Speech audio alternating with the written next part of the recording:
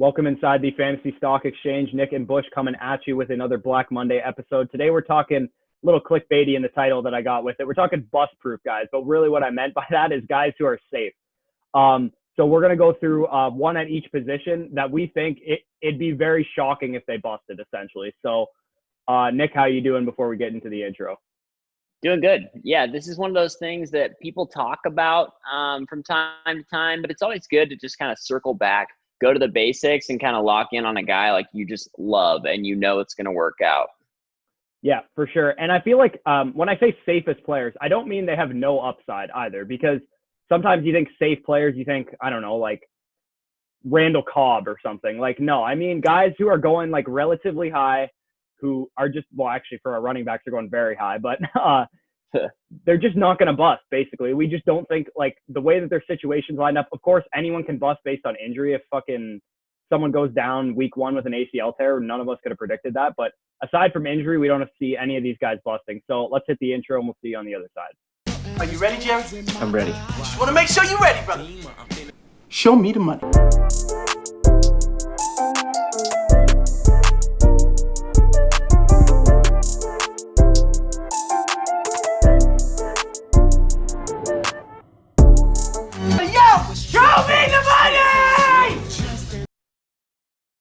All right, so Matt Ryan is the first guy that we're talking about. And this one is the one I feel most confident about of all four of my guys, because Atlanta ranked number one in the league in pass splits last year at 67%.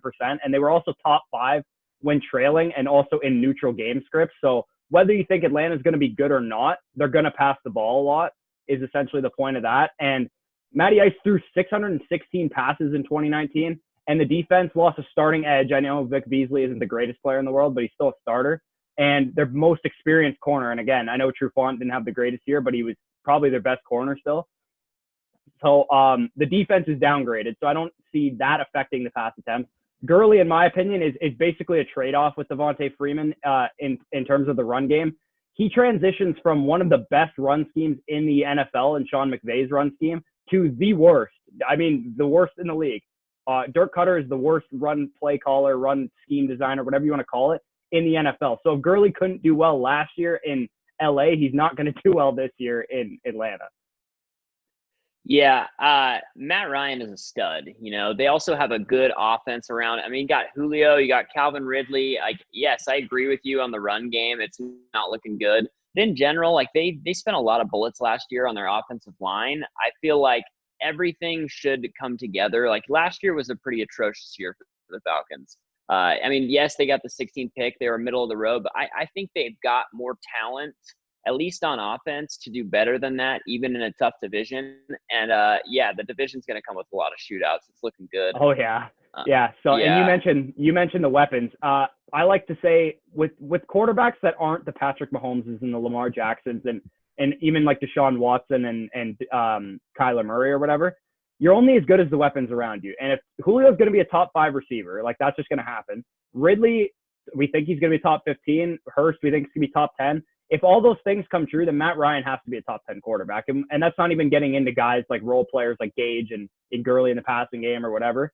If Atlanta wants to win in 2020, like the coaches are on the hot seat and probably the GM as well, it rests on the right shoulder of number 2. Like Matt Ryan has to throw the ball for this team to win because their best asset is their passing game. And I mean, there's just no issues I see with Matt Ryan aside from, again, like I said, if he just tears his ACL week 1. Matt Ryan has the volume. He has the talent around him. He has an improving offensive line with a lot of high draft capital and money spent on it. The coaching tendencies favor the passing game. Like pretty much everything make him, to me, he's a lock to finish top 10 as a quarterback, and he has the potential to finish top 3. Yep. Yeah, I completely agree. Matt Ryan's a stud. Just took him in a dynasty league. I'm excited about it. Another quarterback on top of Matt Ryan that I always end up with in dynasty and redraft, I love him, is Russel Wilson. I just see no way that Russell Wilson busts. Yes, the Seahawks are known to be a team that doesn't throw that often. Last year, they were 22nd in the league in pass attempts, and their offensive line is not very good. Yet still, Russell Wilson was second in the league in red zone attempts, as well as third in the league in deep ball completions. So he's throwing the ball downfield basically on the important throws. He's also throwing when they get into the red zone. So rather than running it in the red zone, he's passing for touchdowns, which basically he was third in the league in touchdowns last year. Everything about Russell Wilson year after year, like with the emergence of DK Metcalf, Tyler Lockett, yes, he's got his ups and downs, but as far as a receiver goes, he's incredible. Him and Russ have a nice connection, and I really only see the Seahawks offense going up. I think their defense is getting worse, just like the Falcons. And I think they're going to be passing more and more. If they just hand the ball to Russ and let him do it, they're going to win more and more games. Yeah, I think there's a chance that Russell Wilson, I don't know if you remember in 2017 when he was the quarterback 1 in fantasy. Remember how atrocious the run game was that year? They just could not run the ball. It honestly wouldn't shock me. I'm looking it up right now. He threw 553 pass attempts, which was the most of his career that year. And he threw 34 passing touchdowns. He was super efficient as well. I could definitely see that kind of year out of Russell Wilson with all the reports that Chris Carson might is dealing with a hip injury, had surgery on it. Rashad Penny's probably going to start the season on the PUP list. I mean, Carlos Hyde, I always toot the horn of Carlos Hyde because I think he's underrated because no one thinks he's good, but he gets 1,000 yards 3 of the last 4 years. But, I mean, regardless, I think Russ, his weapons are getting better in terms of they're just big play guys. And whether you like DK Metcalf or Tyler Lockett, both of them help the quarterback, right? So it doesn't matter which one you prefer. They both help Russ. Yeah, every year, if you look at Russ's career, every year he is steady. He is smooth. He's always one of the top guys. He's an efficient passer. He makes, even if you give him nothing, he makes a lot. And I was going to make the point of last year, both their main running backs, ended the year with season-ending injuries. So coming into this year, they are behind the 8 ball.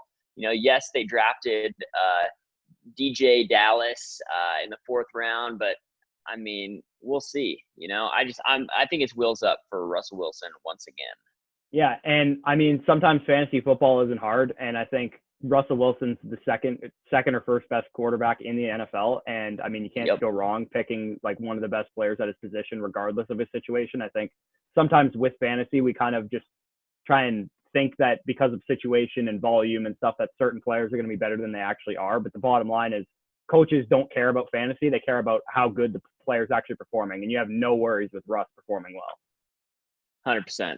Yeah, that's how I feel.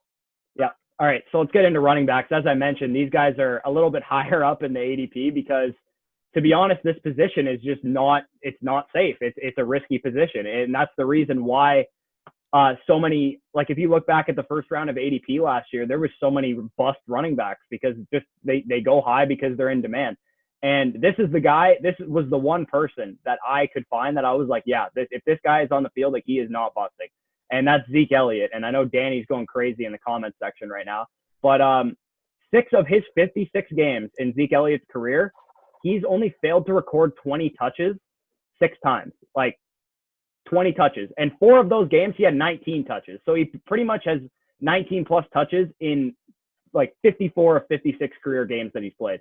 And in the only 2 games that he failed to record 19 touches, he scored 3 touchdowns in them. So he pretty much has had the opportunity to be a top 12 fantasy back on the week every single game that he's played his entire career. And I know it's a new coaching staff coming in, and Mike McCarthy has never used a bell cow besides Eddie Lacy's rookie year, but the money demands that Zeke Elliott gets the ball. I know we can get excited about Tony Pollard, but Zeke still had a 77.5% share of his RB opportunities in his backfield last year.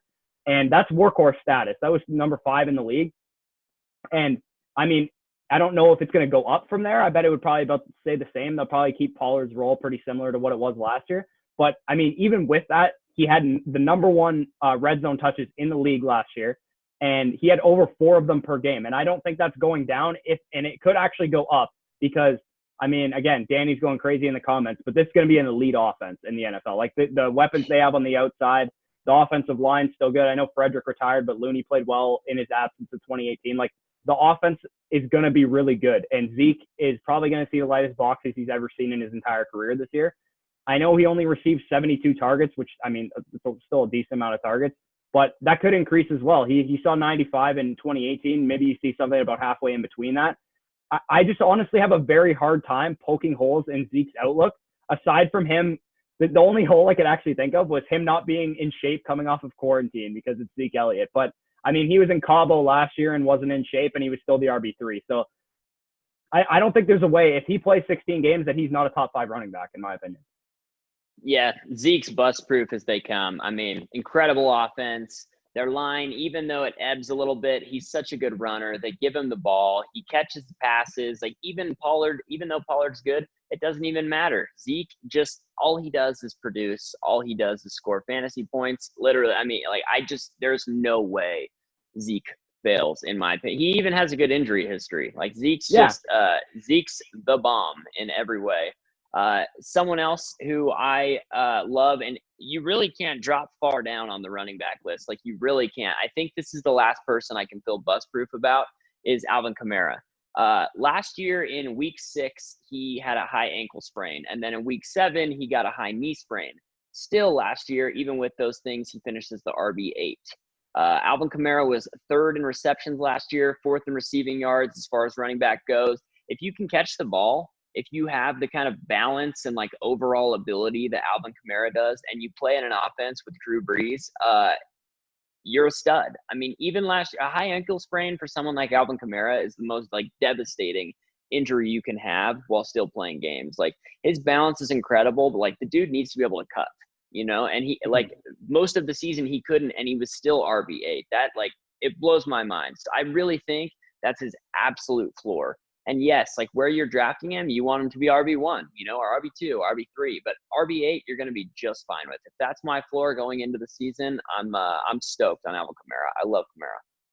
Yeah, like, and like you said, like, I mean, even the 5th, who's the 5th running back off the board? Derrick Henry. Like, you can poke holes in Derrick Henry. Like, he's not for sure. And I mean, the next guy after that, like Dalvin Cook, there's holes all over the place. Like, it's really just the top 4 running backs that are like bust-proof, quote unquote, aside from injury. Like those 4 guys, Saquon, Zeke, McCaffrey, and Elliott are really the only guys that have virtual monopolies on their backfield in terms of goal line carries, receptions, all that stuff. So yeah, I definitely have no issues with Kamara being your pick, because I also tried to look for like a guy who I think is kind of bust-proof like later on. I just couldn't find one. I had to go to the top of the draft. Yeah, I was in the same boat. I was trying to look at Jacobs. I was trying to look at, Joe Mix. I love Joe Mix. I love all these guys. Eckler, I can make a great case for him. But Mixon was bad last year. Like, to start the season, so like, many he was holes. straight up bad. Yeah. Oh, yeah. Yeah, it did not look good. He came on strong at the end of the year, but at the beginning of the year, he was looking kind of like still a bust, honestly, in general. Yeah, there's a lot of holes, even though I love a lot of those guys. Yeah, and this is why there isn't a lot. This is why you take running backs early, is because there is a lot of guys to choose from at receiver, in my opinion. Like, we could have gone with like later guys. Like, I looked at Julian Edelman, Jarvis Landry. Like, those guys are going to be, if you play in any kind of PPR league, they're going to be as safe as they come, and they're going to be super consistent. But I went with Adam Thielen because I think Adam Thielen has a better ceiling than those guys, and he's very safe. So there's 110 vacated targets in the offense from Stephon Diggs, like 1,300 yards and like 7 touchdowns. His only competition for targets really in the offense are Justin Jefferson, who I personally have concerns about transitioning to the next level. The tight ends, I mean, like Kyle Rudolph and Irv Smith, like, we'll see. I guess they're both going to contribute, obviously, but none of them are going to command a huge target share. And then, I mean, Tajay Sharp, BC Johnson, like, no one's taking away valuable targets from Adam Thielen, is my point. In the 3 games that Thielen has played in since 2017 when he broke out without Diggs, he received a target bump from 8 targets per game, which is still like 129 targets on the year, to 10.67 targets per game, which is 170 targets on the year. Now, I don't think he's going to get 170 targets, but there's not many people, there's not many receivers in the league that I could actually say, yeah, I could see it. Because Thielen's, I mean, he plays in a run-heavy offense, but he could crack a 30% target share in his offense, and that's elite territory. If you're getting that kind of target share, like, that's Michael Thomas, like Devontae Adams level, like, target share in your offense. And I think those 2 guys are really the only ones I can think of that are going to have a higher target share percentage than Adam Thielen this year. Yeah, I always have loved Thielen. He's like the ultimate I have a dream wide receiver, like the undrafted guy that, like, no one's even heard of until he's 27. And then he breaks out all over the place with that massive game, like in week 16. And then he comes back the next year and just blows up all over the place. I don't know. I love Thielen since then. And yeah, without Diggs, I mean, they pushed their chips in. They've kind of shown us what the play is. Yes, they took Justin Jefferson, and I've already talked about how much I like him, but that takes nothing away from the fact that Thielen is their guy. And that dude is a target hog. Like, he's got a lot to, like, the end of last year, he let me down. He let a lot of people down in kind of the way he was injured, and he just didn't play well. I think he's going to bounce back in a huge way this year. I'm all in on Thielen. Yeah. And a lot of people have talked about how he tried to, like, rush himself back from hamstring injuries. And, I mean, every year there's a guy that gets just ruined by hamstring injuries. There's probably a couple of them, actually, every year. But Thielen was definitely a victim of that. I think he had a hamstring injury and he came back like 2 weeks later on like Monday Night Football and like left the game early or whatever. And that's the type of shit that kills you, like, in your lineup, because I mean, it's hard to sit Thielen when he's playing. That's why it's like it kills you. So we know he has tremendous upside, though. Like I said, he is a very safe player in my opinion, just from a volume perspective and like just how good he is in the way the offense runs. But he has tremendous upside as well. Like, do you remember the beginning of 2018 when he was literally like the wide receiver one? It wasn't even close. Yep. I love Thielen. I'm all in. Someone else, this has been one of my favorite receivers for years. He was I think my first ever dynasty pick, actually. It's Allen Robinson. You know, I feel like a lot of people don't give him the credit he deserves. You were talking about a potential 30% target share. Allen Robinson, I legitimately think, could have that opportunity this year. Yeah, I mean, it's Anthony Miller, it's Ted Ginn, it's Javon Wims. Those are the wide receivers. And at tight end, I mean, who are they? Jimmy Graham? Is that who they're going to try and roll out? It's like, dude, it's bad. And David Montgomery. Owen might get the second most targets in the offense. Exactly. It's like it is not looking good as far as the other weapons. So I do not see how they don't force feed him the ball. This guy has the worst luck as far as quarterbacks go. They give him Blake Bortles, then he tears his ACL. He ends up in Chicago with Blake Bortles 2.0, Mitchell Trubisky. I think this year with Nick Foles, it is for sure. Yeah, Nick Foles is not even great, but it's the best quarterback he's ever had the potential to play with. At least Nick Foles can throw the ball on target, even if he sucks at making reads. He's going to throw some interceptions, but he can get the ball to Allen Robinson, and Allen Robinson has an extremely high contested catch rate. You know, he was number 5 in the league last year. He's always super high in that. I don't see how Allen Robinson, his 98 receptions, 1,100 yards last year went so under the radar. I can't believe that he's not a higher pick. I can't believe, like, he's bust proof, 100%. Yeah, 98 catches is a lot. Like, it doesn't seem like it because I always, when people say like, I never think of receptions. I always think of targets, and that's how you should think. You should follow targets, not receptions, because it's all fickle and based on efficiency. But if you're getting close to 100 targets from anyone, like, they're going to be a top 12 receiver. Like, even if you play on like standard, they're probably still going to be a top 12 receiver. Yeah, dude, I love Allen Robinson. I'm really excited for this year, honestly. I want to see what they do, especially the Bears defense is going to be worse. A defense like that always regresses. They lost to Kamara too, one of the better corners and stuff. Oh, yeah. It's wheels up for Chicago Bears. Yeah. And so we're going to get into tight ends here. And this one might be a little controversial because I feel like people don't like – there's people that are very off this guy. And I honestly don't know why, but Zach Ertz is who I'm talking about here. And like I said, I already know the objections are. I'm going to answer both of them because there's two main objections people have with Zach Ertz. One is that Dallas Goddard is there, and Dallas Goddard is eventually going to take over his job. And all like this whole narrative that dynasty players and Devy players that saw a freaking tight end at, what did he go to, South Dakota State or something, or North Dakota State? South Dakota. Yeah, so they ran the highest rate of 12 personnel in the NFL last year, and it wasn't close. Like, they ran it by like 20%. Like, it was like 54% of their offense. So Dallas Goddard's going to be involved, and it doesn't come at the expense of Ertz. Like, just because Goddard's on the field, Ertz will also be on the field. So it's not an issue to me. And even with Goddard there, Ertz had 134 targets last year, which is number 2 at the position, and 156 in 2018, which is number 1 at the position. And those are the 2 years that Goddard has played in the NFL. So I'm really not worried about Dallas Goddard at all in terms of Zach Ertz. Maybe long term they'll use Goddard as an opportunity to maybe cut Ertz or trade him.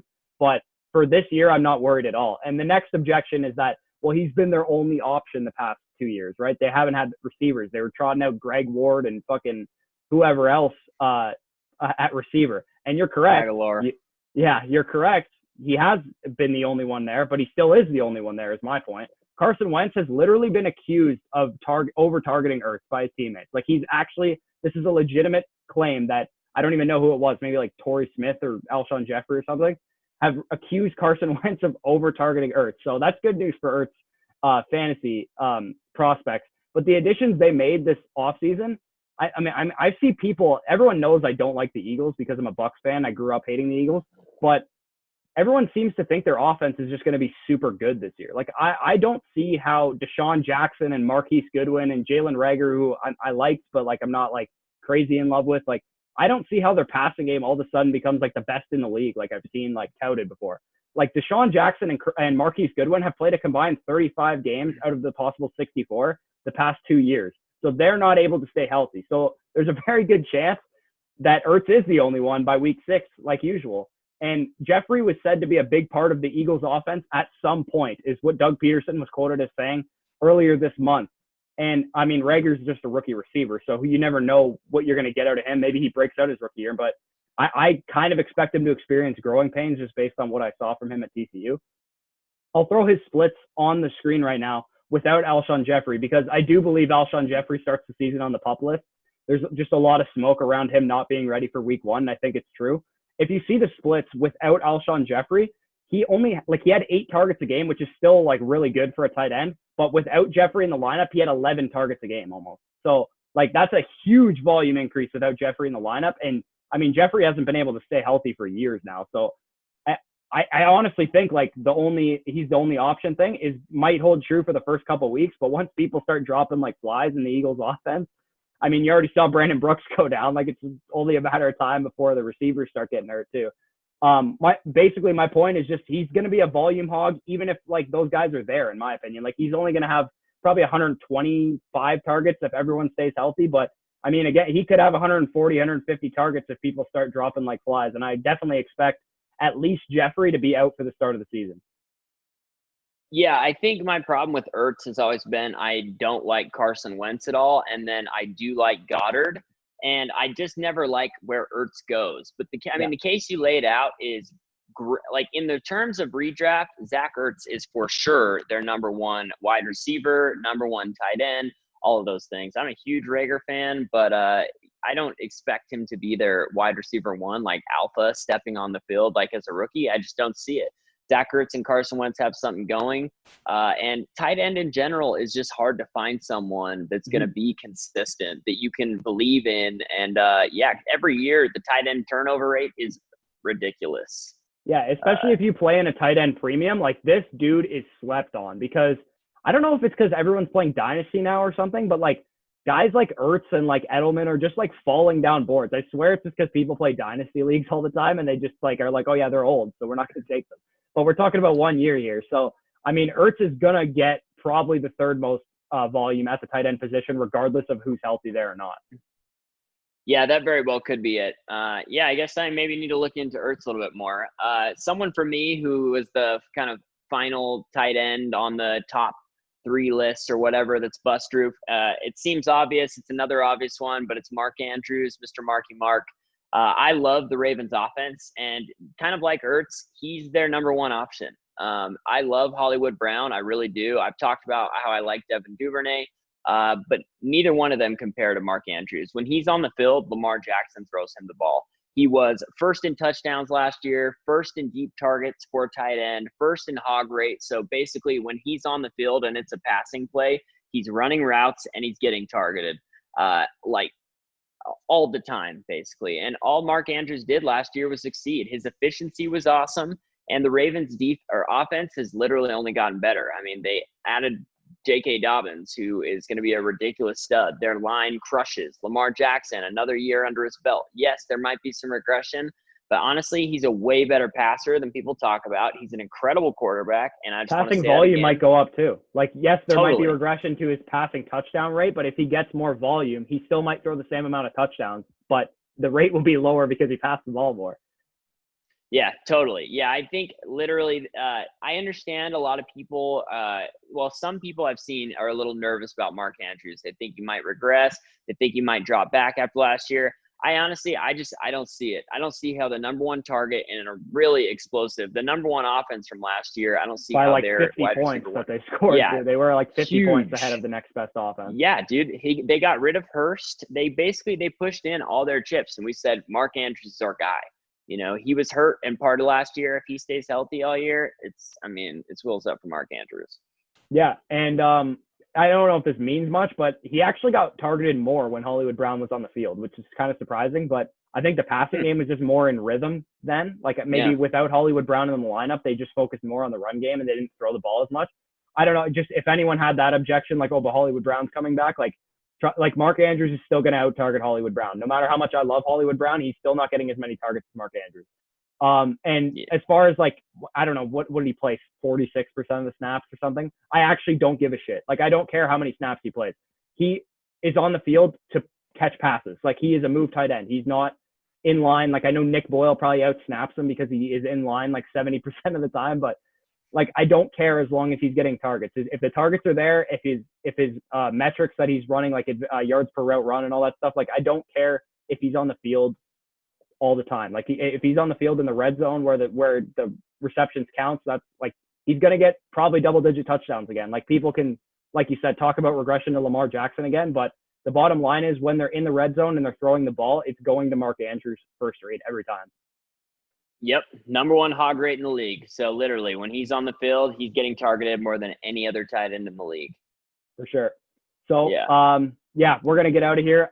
Make sure you guys like, comment, subscribe, maybe tell us who you think is super safe. Like I mentioned, we didn't really talk about some of the later guys at some of the positions. We wanted to really get the higher picks matter more, right? So we wanted to talk about the safer guys at the top of the draft, because you definitely can. Sometimes you can't win your draft in the first round or the second or third round, but you can definitely lose it if you pick a risky player and he busts. That's why I'm not touching Miles Sanders with a 10-foot pole. Anyway, like I said, make sure you guys check out everything else we got going on. Draft guides dropping July 6th, sorry. And peace out, guys, and enjoy your Monday.